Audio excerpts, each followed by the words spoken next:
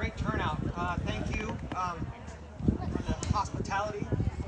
And so, yeah, so my name is Jeremy Baker, and I am running for the 49th Legislative District, position 2.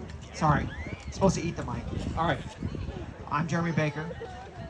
I'm running for the 49th Legislative District, position 2, because I have lived in this community my entire life.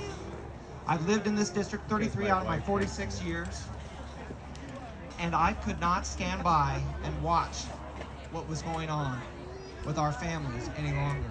You know, I have focused my life. I'm a father. I'm married to my high school sweetheart. I have 4 sons, and I have been focused on those boys, trying to make men in this society. We need more men, and I got 4 of them coming up in the ranks. But what has been going on has got me deeply concerned, and so that's why I'm standing in front of you guys today, is because we have a problem, and thankfully you have me running for your legislator, because I've done the work and I know what the problem is, and I'm going to tell you a little bit about it today. So my core philosophy is it's all about the family. Let's break it down. It's all about the family. Families are the foundation of our society, and we have neglected our families for too long. The reason we are having all these problems, the reason we have these people on the streets, is because of the 30, 40, 50 years of neglect for our families. And we need to turn that around. If we're going to turn our state around, turn our community around, turn our country around, we got to get back to the basics. Yeah. And that's really what I'm all about. Bring it.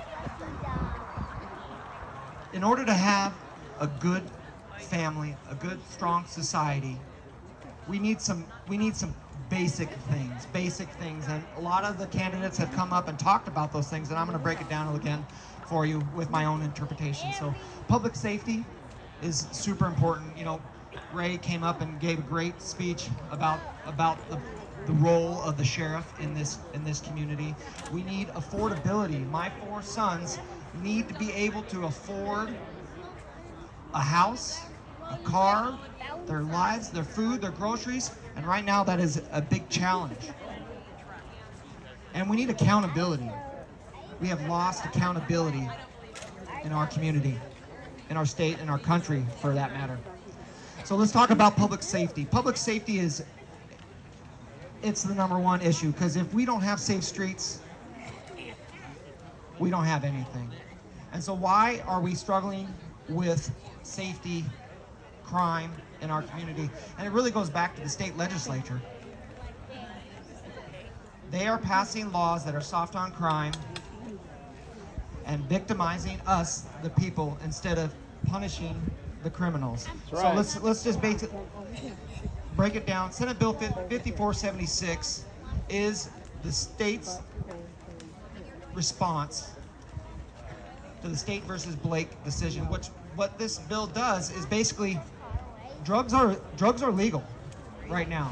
Drug offenses are not prosecutable in Washington State. That's a fact. If you get caught with drugs, if you have a drug offense, the DA is prohibited. They must offer you alternative treatment the first 2 times.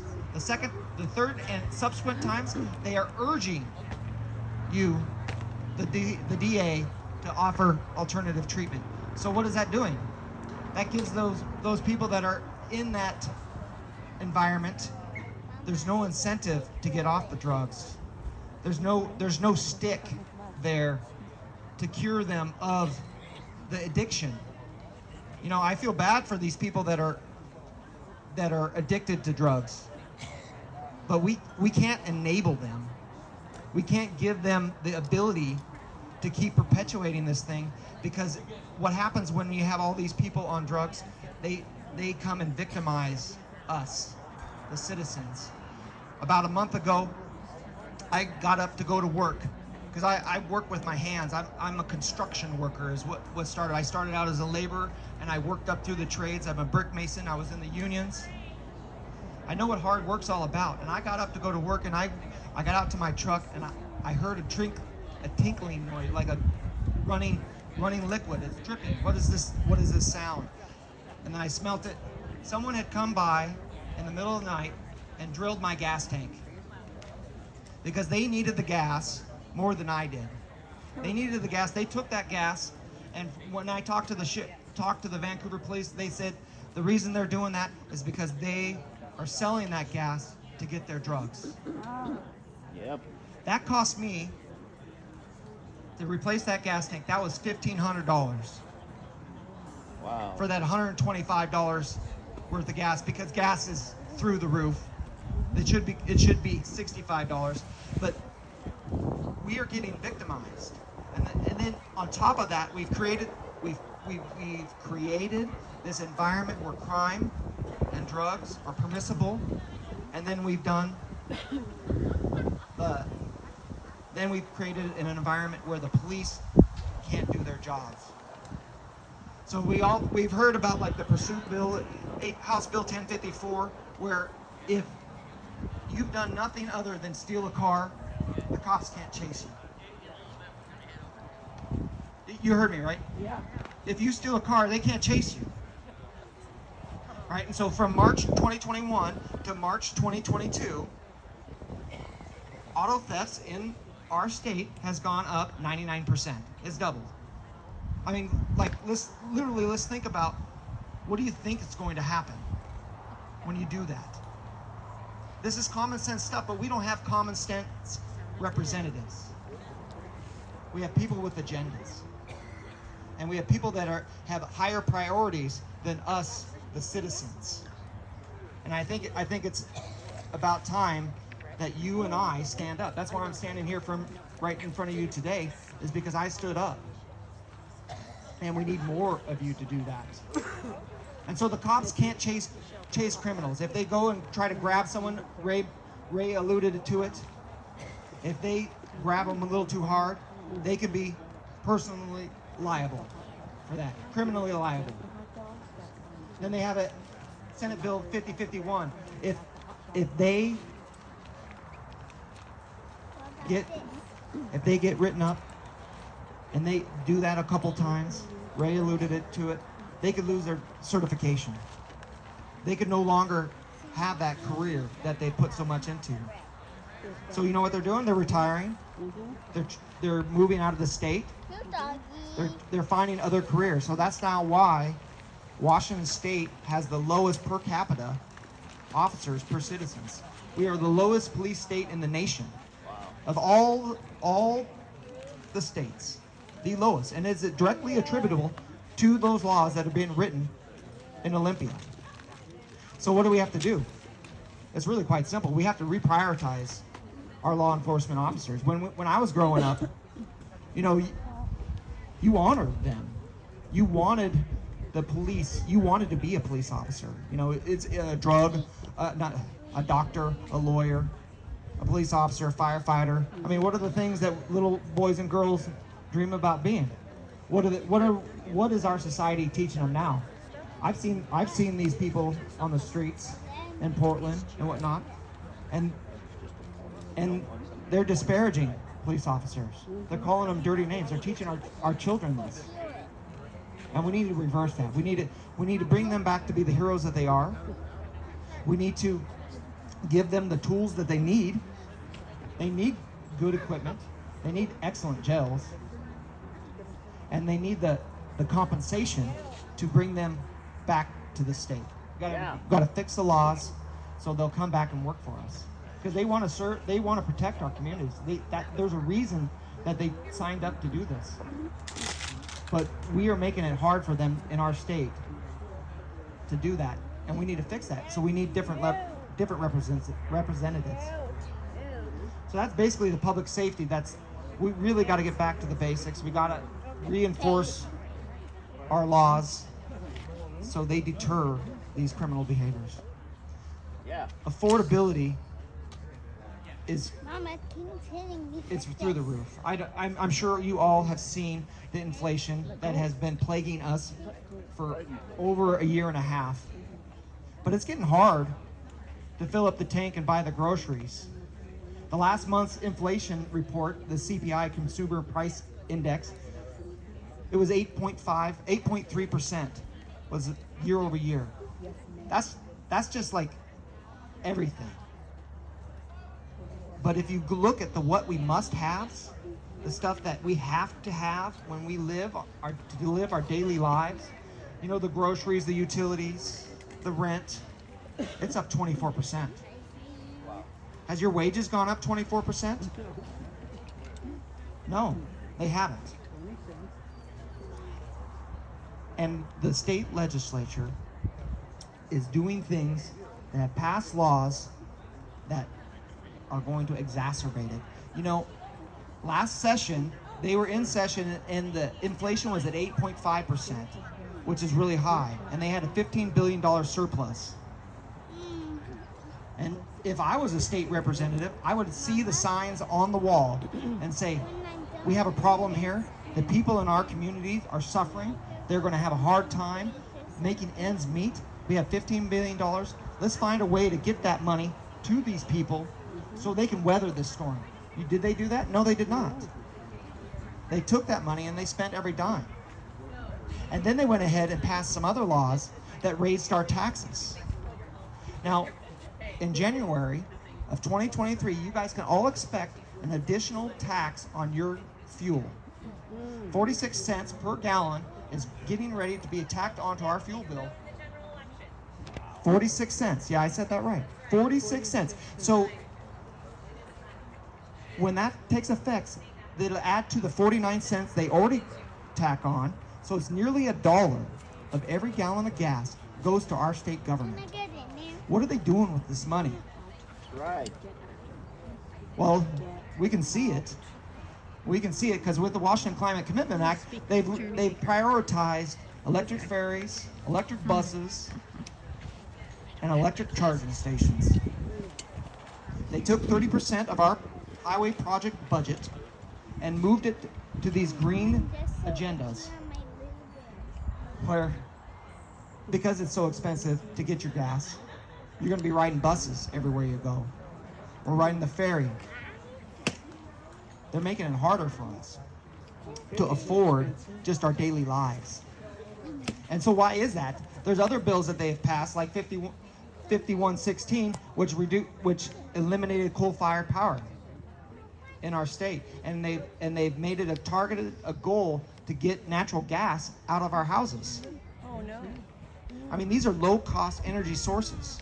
Everything runs on energy. We really need to focus on, like, everything runs on energy. If I add 56 cents a gallon to the diesel, what's going to happen to our food? The combines out there right now plowing up the fields are running on diesel. The trucks that take, it's 1,500 miles on average from farm to my plate, 56 cents more a gallon for that 1,500 miles adds up really fast. From 2019 to right where it's right now, the average fuel price, what it cost to get that truckload to my table, was $5,000. Today it's near $10,000. Where does that extra $5,000 come from? Where do they get that money? Does the truck driver pay it? Does the farmer pay it? No, we pay it. And our state representatives, our state legislature, they have their agenda, and so they're burdening us even more. So if you think inflation is high now, which it is, it's only going to get worse if we keep electing these same people. You guys have to understand, like, if we don't get out and vote, if we don't go out and tell our neighbors, tell our friends how imperative it is that we change course, you can expect 2 more years of it getting worse. So I work in the heavy industrial sector. I fix paper mills, steel mills, power plants, lumber mills, cement plants. Everything that makes things, I fix. I know what it takes to fix these things, and I know that when they hire me to come in to do it, I need to come in on time and on budget. But more importantly, it's on time. Because every minute that they are running, they are making money. A lot of money. That's the only reason they stay afloat. Because every minute they're making money. A month ago, one of my customers over in the Tri-Cities, They make cardboard boxes. And they shut down their plant for 2 weeks on purpose and fixed nothing because of inventory control. So I'm gonna do a little like fun, a little visual exercise here. Okay, so they make cardboard boxes and they sell them to people that put things into cardboard boxes. But they have sold all the cardboard boxes that they can sell because those people that are putting things into cardboard boxes aren't putting things into cardboard boxes because no one can buy it, because no one can afford it. So what's going to happen to those people that put things into cardboard boxes? They're going to lose their job. And it's coming. FedEx just reported yesterday they pulled their earnings guidance because they said we're in a global recession. Because they ship cardboard boxes around the world, and no one is shipping cardboard boxes around the world because people, we are in deep doo-doo. We're in a tight spot. And we need state representatives. We need congressional representatives. We need senators that understand the spot we're in, and it's tight. And we can't afford big government. We can't afford woke agendas. We can't afford idealistic ideas, this utopian concepts that have never worked on paper.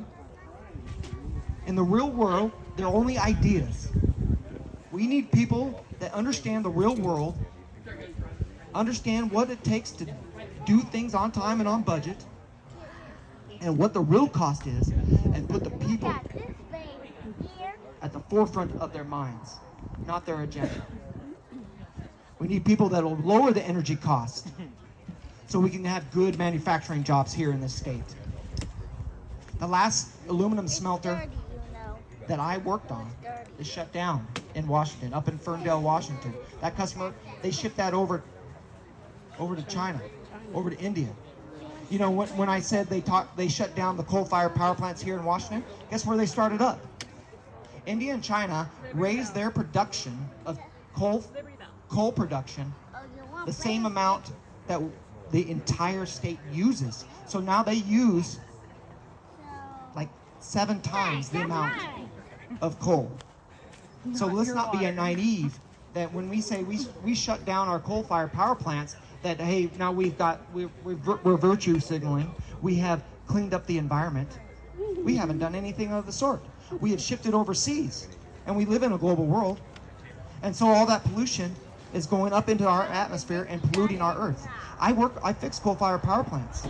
I know the kind of technology that we in the United States use. They have ginormous scrubbers. When those coal-fired power plants run, you can't even see the smoke. It's clean.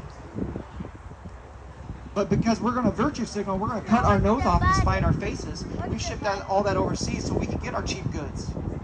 But you know what that also does? That ships our jobs. So we need to bring the industry back, which would require lower energy costs. We have great power right here. Those dams make great power. But we're escalating our costs because of our agenda, this climate commitment that we have. And so we need to be good stewards of our economy, good stewards of our environment. But we also have to think about the people that are trying to make ends meet. And we got to give them the benefit of those good jobs. We need to log our forests. We need to create cheaper lumber so we can build cheaper houses. But in order to do that, we also have to get the fees and regulations. We got to get those under control. We have to open up the buildable land. There's a lot of things we can do for affordability, but first and foremost, we need to get the people in mind.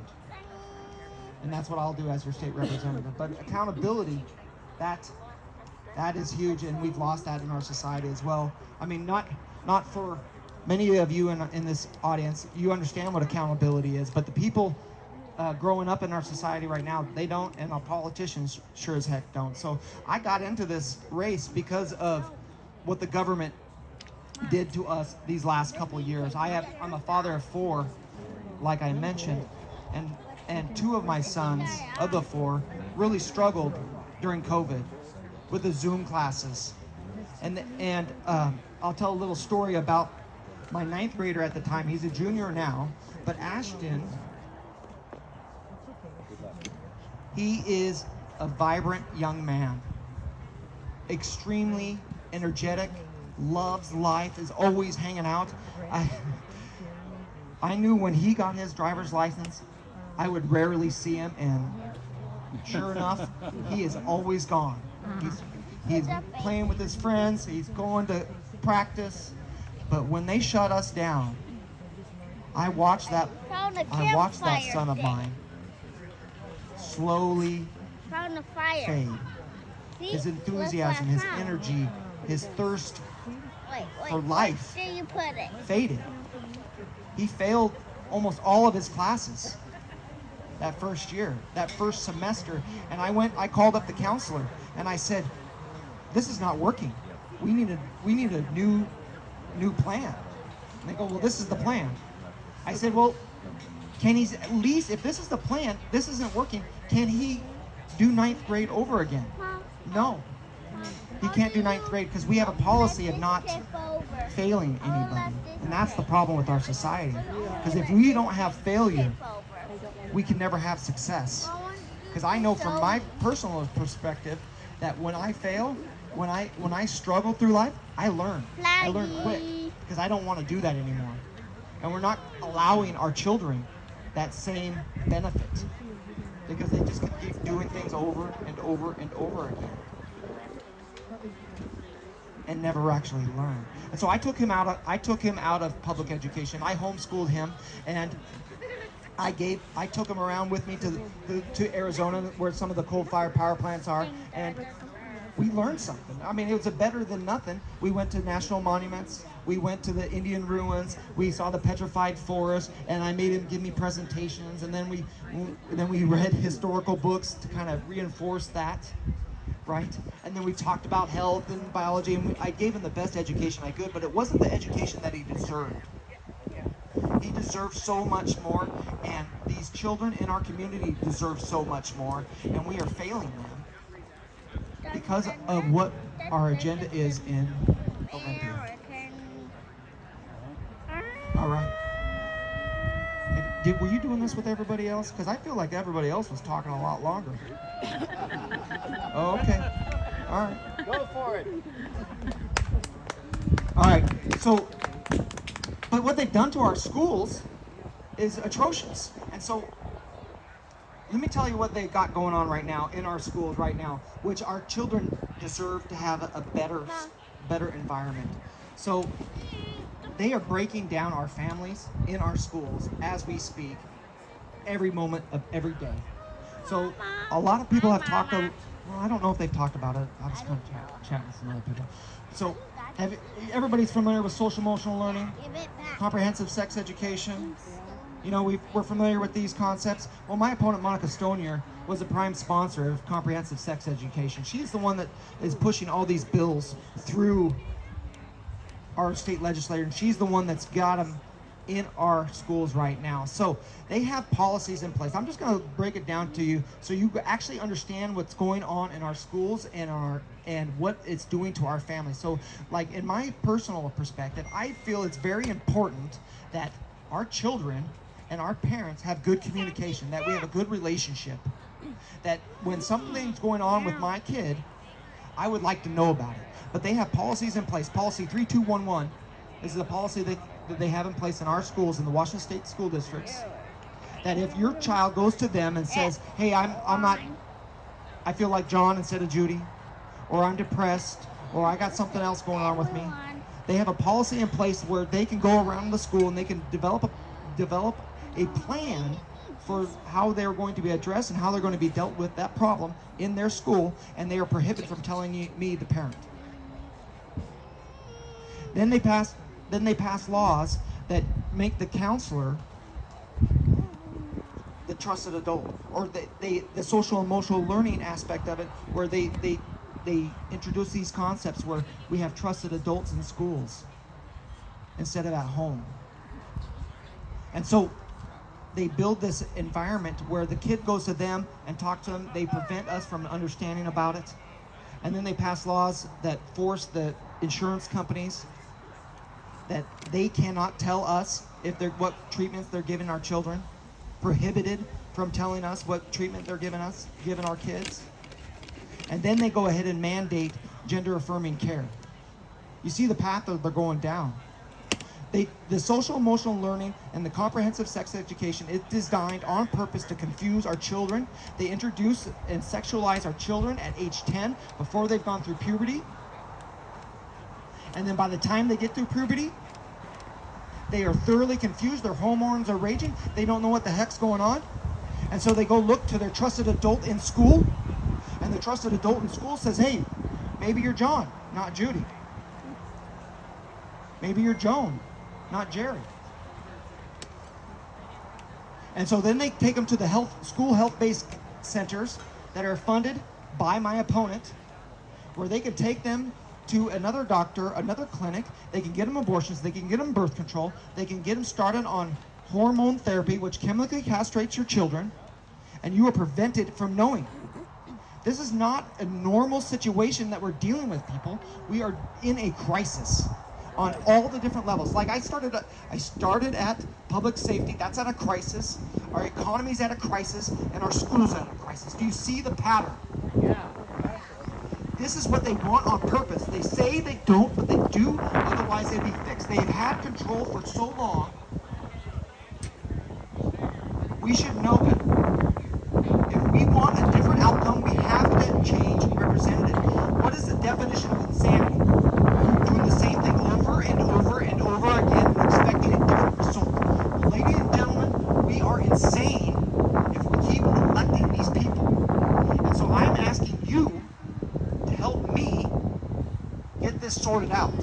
I need you to tell your friends, tell your families, tell your neighbors that we have somebody in the 49th that can finally put a stop to this insanity. Yeah.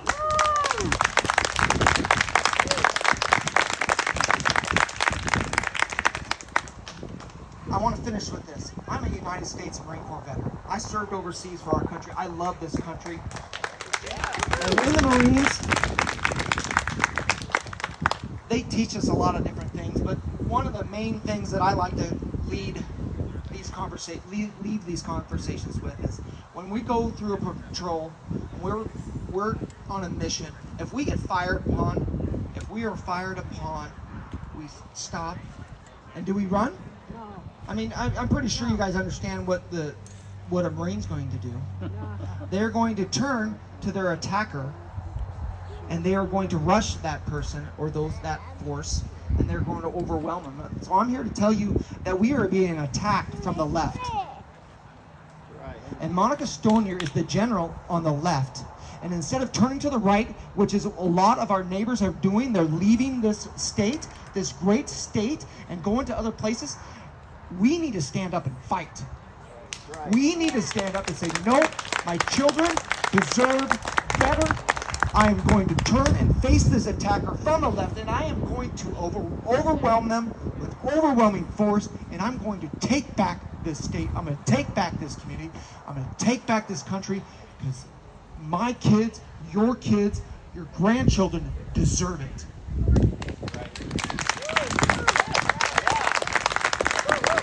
So there's lots of ways that you can help me.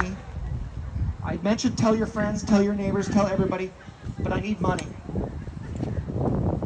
I need volunteers. We need to go around and knock on all these doors and let people know, because they know there's something wrong, but they don't know why. And if we can go out and tell them why, with some of the information I just gave you, they're going to vote for me. And then we're going to have a chance to start this turnaround.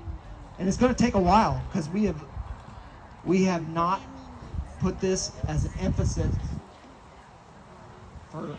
we haven't given it the attention that it deserves. So with that, I want to thank you humbly for being here. I really appreciate your support. I will always be a representative. I'm not doing this for me. I'm doing this for you. I'm doing it for our kids, your grandkids. And I will never lose sight of that. Just so you know. You can count on me. All right, thank you. you, Jeremy. Good job. Thank you very much for stepping forward to serve. Got a servant's heart.